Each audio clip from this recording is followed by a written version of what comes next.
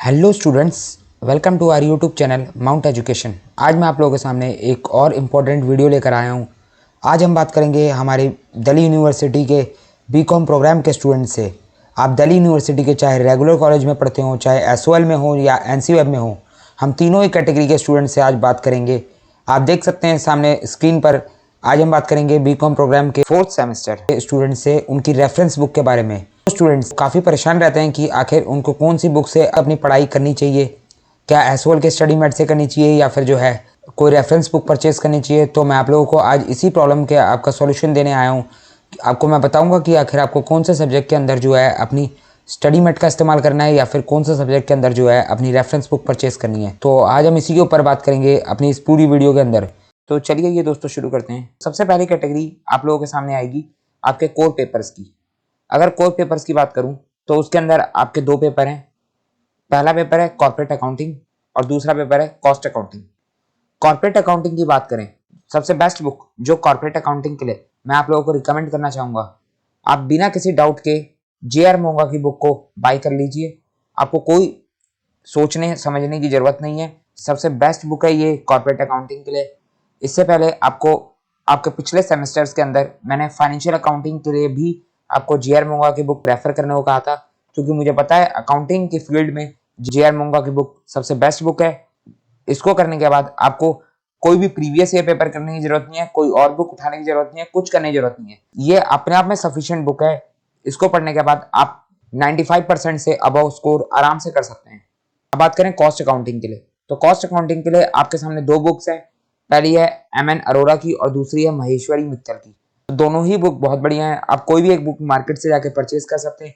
अगर मैं पर्सनली बताऊं तो मुझे बढ़िया लगती है महेश्वरी मित्तल की बुक। बाकी आप अपनी मर्जी से देख लीजिए, दोनों में से कोई भी बुक ले लीजिए। दोनों ही बुक बहुत बढ़िया है।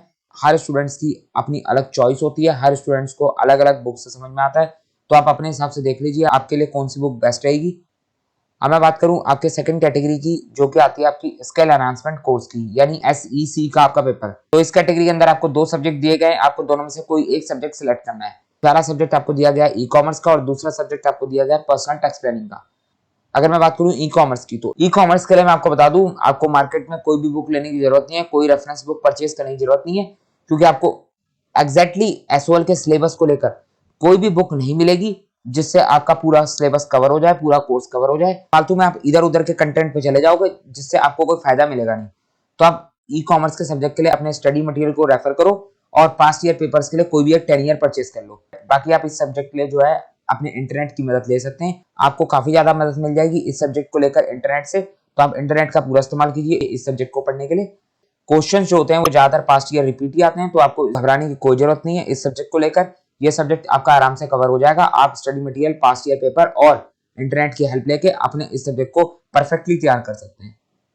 अब बात करूं मैं पर्सनल टैक्स प्लानिंग की, तो पर्सनल टैक्स प्लानिंग को लेकर आपके सामने दो बुक्स है। पहली है डॉक्टर डी सहूजा की और दूसरी है डॉक्टर विनोद के सिंघानिया की, जिसको हम वीके सिंघानिया की बुक भी बोलते हैं। तो दोनों ही बुक बहुत बढ़िया बेस्ट है। आप कोई भी एक बुक उठा सकते हैं। अगर आपको कम पढ़ना है तो आप डी सहूजा की बुक पे जा सकते हैं, क्योंकि उसके अंदर कंटेंट जो है थोड़ा स्पेसिफिक करके दे रखा है, जबकि वीके सिंघानिया की बुक में कंटेंट आपको काफी वास्ट मिलेगा। मैं अपने लेवल पे पर्सनली इसमें कोई भी एक बुक को प्रेफर नहीं कर सकता। दोनों ही बुक का कंटेंट बहुत बढ़िया है। मैंने दोनों ही बुक पढ़ी हुई है, दोनों ही बुक में किसी तरीके की कोई कमी नहीं है। आप ये नहीं कह सकते ये बुक ज्यादा अच्छी है या ये बुक कम अच्छी है। तो आप अपने लेवल पर चॉइस कर लीजिए आपको कौन सी बुक से पढ़ना है। अब बात करें अपनी अगली कैटेगरी की, जो है हमारे इंग्लिश की। इंग्लिश के अंदर तीन टाइप की इंग्लिश होती है स्टूडेंट्स के पास। एक होती है इंग्लिश लैंग्वेज थ्रू लिटरेचर, दूसरी होती है इंग्लिश फ्लुएंसी और तीसरी होती है इंग्लिश प्रोफिशिएंसी। तो तीनों ही टाइप की इंग्लिश की अगर मैं बात करूं तो आपको किसी भी रेफरेंस बुक की इंग्लिश के लिए जरूरत नहीं है। आप जो है अपनी स्टडी मटेरियल से अपनी पढ़ाई कीजिए और पास्ट ईयर पेपर्स का सहारा लीजिए, यानी 10 ईयर मार्केट से परचेज कीजिए। इन दोनों की मदद से आपका इंग्लिश का पेपर बहुत अच्छा हो जाएगा और आप 90% से ऊपर स्कोर कर सकते हैं। कोई रेफरेंस बुक की मार्केट से जरूरत नहीं है। आप आराम से अपने स्टडी मटेरियल से पढ़ाई कीजिए और प्रीवियस ईयर पेपर साथ के साथ देखते चलिए। अब बात करें अपने चौथे पेपर की, जो है आपका MIL का पेपर, या हम जिसको कह सकते हैं लैंग्वेज का पेपर। तो इस पेपर के अंदर आपको हिंदी, इंग्लिश, पंजाबी, तमिल, उर्दू 4 तरीके की लैंग्वेज पढ़ने को मिलती है। इसके लिए भी वही मैं आपको सेम एडवाइस देना चाहूँगा। आप जो है पास्ट ईयर पेपर का इस्तेमाल कीजिए और स्टडी मटेरियल का इस्तेमाल कीजिए। इससे आपका काम चल जाएगा, क्योंकि ज़्यादा रेफरेंस बुक परचेस करने के चक्कर में मत रहिए, क्योंकि हम परचेस तो कर लेते हैं, फिर उसके बाद जो है पढ़ नहीं पाते, उससे बहुत ज़्यादा हो जाती है। तो बहुत ज़्यादा भी अपने पास मटेरियल इकट्ठा करने की जरूरत नहीं है, क्योंकि थ्योरी के सब्जेक्ट्स के लिए स्टडी मटेरियल भी काफ़ी अच्छा है, आप उससे भी अपना काम चला सकते हैं। अब चलते हैं अपने अगले सब्जेक्ट पे, जो कि है प्रिंसिपल ऑफ मैक्रो इकोनॉमिक्स। अब कुछ स्टूडेंट्स जो हैं लैंग्वेज के पेपर को सिलेक्ट नहीं करते और MIL के बदले मैक्रो इकोनॉमिक्स का सब्जेक्ट लेते हैं। तो मैं बताऊं अगर मैक्रो इकोनॉमिक्स के लिए कौन सी बुक बेस्ट रहेगी आप लोगों के लिए। यहाँ पर मैं आपको 2 बुक्स रिकमेंड कर रहा हूँ। पहली बुक है हमारी टैक्समैन की, मिस संगीता की बुक आती है। दूसरी बुक आती है हमारे सामने दीपाश्री, आप इसको भी इस्तेमाल कर सकते हैं। बाकी मैक्रो इकोनॉमिक्स के अंदर आपको कोई बेस्ट बुक आपको नहीं मिलेगी। आपको इन दोनों बुक से जो है आप पढ़ सकते हैं। आपका 80 to 90% सिलेबस दोनों के अंदर ही कवर हो जाएगा। बाकी जो 10% थोड़ा बहुत बचेगा सिलेबस, आप उसके लिए अपने स्टडी मटेरियल और प्रीवियस ईयर पेपर्स का इस्तेमाल कीजिए, क्योंकि मैक्रो इकोनॉमिक्स में आपको कोई परफेक्ट बुक नहीं मिलेगी। 10 ईयर में आपको बताऊं तो फिर से मैं आपको वही कहूँगा, आप चाहें तो इसके लिए शिवदास या फिर सतीश एंड ब्रदर्स का 10 ईयर परचेज कर सकते हैं। ये हमने बात कर ली हमारे बीकॉम प्रोग्राम सेमेस्टर 4 की रेफरेंस बुक के बारे में। तो हमने सभी सब्जेक्ट्स की रेफरेंस बुक को कवर कर लिया। आप इन बुक से पढ़ेंगे तो मैं 100% श्योर गारंटी के साथ कह सकता हूँ आप आराम से 90% आप स्कोर करेंगे, उसमें कोई डाउट की बात नहीं है। आप इन बुक्स को प्रेफर करेंगे तो आपको लैंग्वेज भी काफी इजी मिल जाएगी, आपको सिस्टमेटिक फॉर्म में कंटेंट मिल जाएगा। हाँ, पढ़ना थोड़ा सा ज्यादा हो जाएगा, लेकिन आप जो है अपने हर सब्जेक्ट के अंदर अपने 10 ईयर का इस्तेमाल कर सकते हैं, जिससे आपको ये पता चल जाए कि आप आखिर ड्यू जो है अपने एग्जामिनेशन के अंदर कौन से टॉपिक को ज्यादा इंपॉर्टेंस देता है और कौन से टॉपिक को कम इंपॉर्टेंस देता है।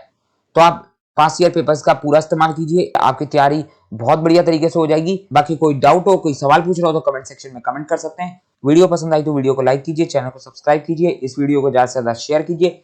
नीचे डिस्क्रिप्शन बॉक्स में आपको हमारे टेलीग्राम ग्रुप का लिंक मिल जाएगा, उसको जाके ज्वाइन कर लीजिए। उस ग्रुप के अंदर आपको SQL का सारा स्टडी मटेरियल एक सिस्टमैटिक फॉर्म में डला हुआ मिल जाएगा, आप वहां से उसको डाउनलोड करके इजीली पढ़ सकते हैं। अब मिलते हैं अपनी एक नई वीडियो के साथ। Thank you for watching this video.